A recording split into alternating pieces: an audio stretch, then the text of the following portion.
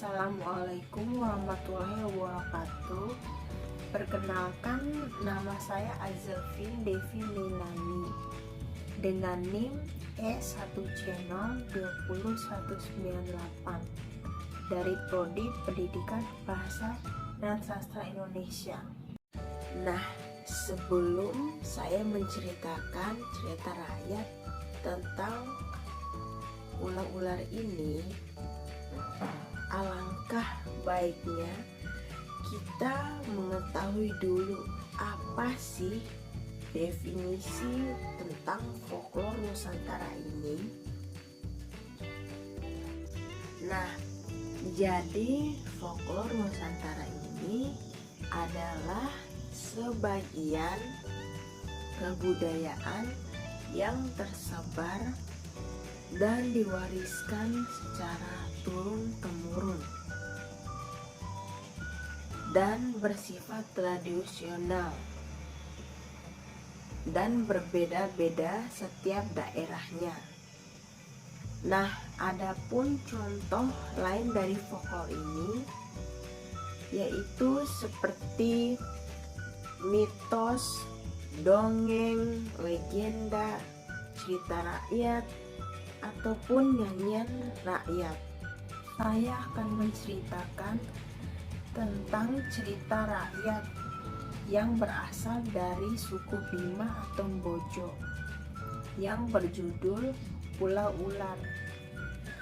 Pulau Ular ini adalah salah satu tempat wisata yang paling eksotik dan ramai dikunjungi di Kabupaten Bima, Nusa Tenggara Barat.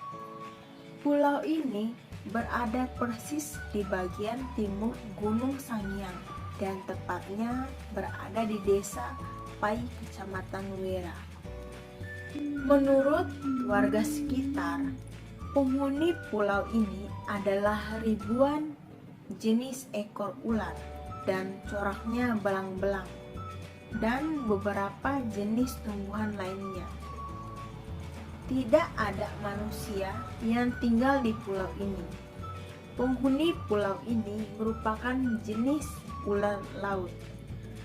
Ular tersebut tidak pernah mematuk orang dan dikenal sangat ramah. Ular-ular ini berada di wilayah pelosok Kabupaten Bima, tepatnya di bagian timur.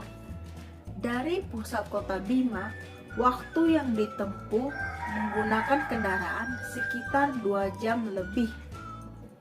Nah, untuk berkunjung di Pulau Ular ini, pengunjung harus menggunakan perahu dengan tarif sekitar belasan ribu rupiah dari Desa Pai. Selama perjalanan, pengunjung disuguhkan dengan hamparan air berwarna biru yang sangat jernih dan memanjakan mata. Nah, di balik keindahan itu semua, ternyata Pulau Ular ini banyak sekali menyimpan sejarah. Contohnya, pada zaman kepemimpinan Kerajaan Bima, yakni Raja Indrakumala. Pada saat itu, terjadilah peperangan antara Kerajaan Bima Provinsi Nusa Tenggara Barat dengan Kerajaan Flores Nusa Tenggara Timur. Nah, dalam peperangan tersebut, Kerajaan Bima berhasil menaklukkan Kerajaan Flores. Alhasil, seluruh wilayah dan peraturan Kerajaan Bima pada saat itu di Pulau Ular pun dipegang penuh oleh Kerajaan Bima. Setelah sekian tahun tunduk dan takluk pada Kerajaan Bima, Kerajaan Flores ini pun membangun kembali kekuatan dan mulai menyusun strategi untuk mengambil hak serta kekuasaan dari Kerajaan Bima. Untuk melancarkan rencananya itu, Kerajaan Flores meminta bantuan dari pihak Belanda. Nah, akan tetapi semua bantuan itu tidak diberi secara gratis. Syaratnya Kerajaan Flores harus banyak membayar upeti sebagai tanda terima kasih kepada pihak Belanda dengan menjual seluruh hasil sumber daya alam kepada Belanda.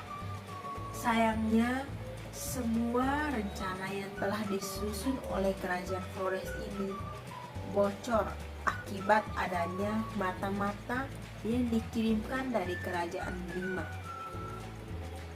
Kerajaan Bima ini menghadang musuhnya yang ingin melakukan peperangan di wilayah timur, tepatnya di wilayah Sape dan Wera.